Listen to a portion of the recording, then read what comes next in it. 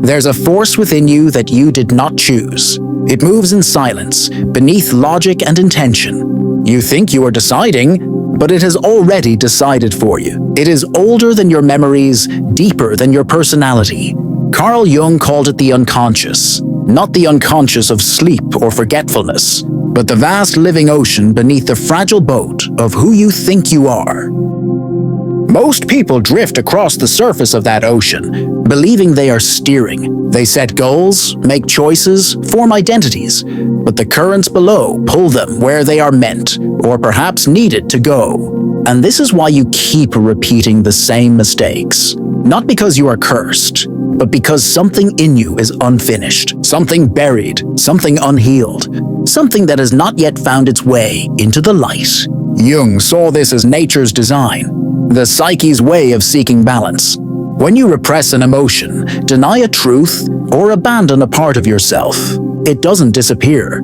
It hides, and from its hiding place, it begins to rule you. The more you deny your darkness, the more power it gains over your life. This hidden part, your fear, your rage, your shame, forms what Jung called the shadow. It is everything you refuse to be. Everything you judge, suppress, or project onto others.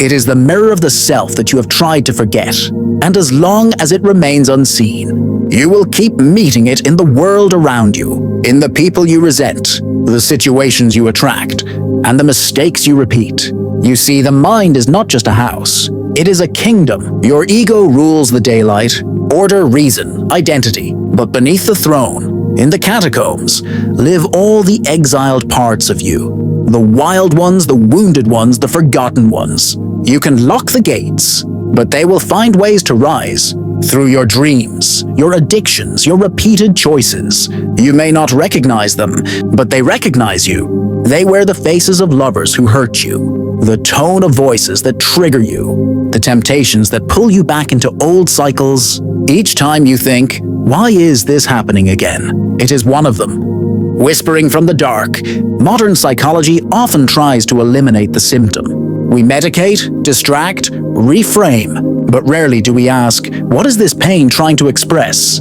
Jung, however, believed that the symptom is sacred. He wrote, "Neurosis is the suffering of a soul that has not discovered its meaning." In other words, your suffering has a message. It is not random. It is not a flaw. It is the psyche's desperate attempt to communicate. That anxiety you feel before change. It's your old identity clinging to survival. That compulsion you can't control. It's an archetype demanding to be acknowledged. That sadness that arrives without reason. It's the echo of something unlived.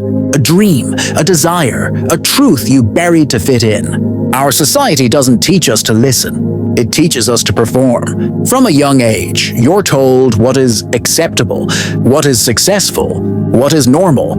You learn to hide your anger, mask your grief, polish your imperfections, but the parts you hide do not disappear. They harden into shadows. You grow up wearing the mask that society gave you, and then wonder why you feel hollow behind it. We become experts at adaptation and amateurs at authenticity.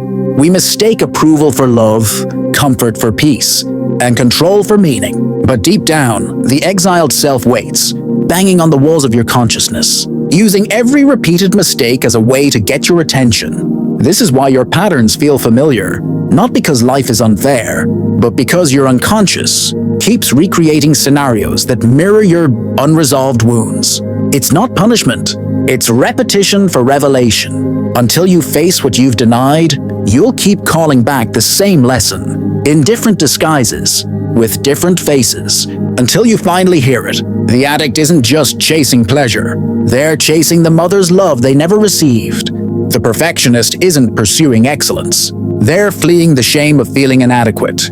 The person who fears abandonment isn't seeking connection, they're reenacting the moment they first learned love could vanish.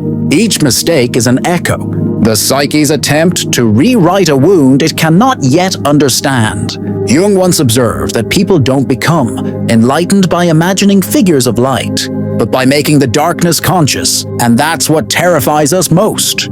To look within, We must risk dissolving the very identity we've built to protect ourselves. We must face the chaos beneath our control, the emotions beneath our intellect, the pain beneath our pride. But this confrontation, this descent into the underworld, is the birthplace of transformation. Because what you repress will always control you, but what you integrate will set you free.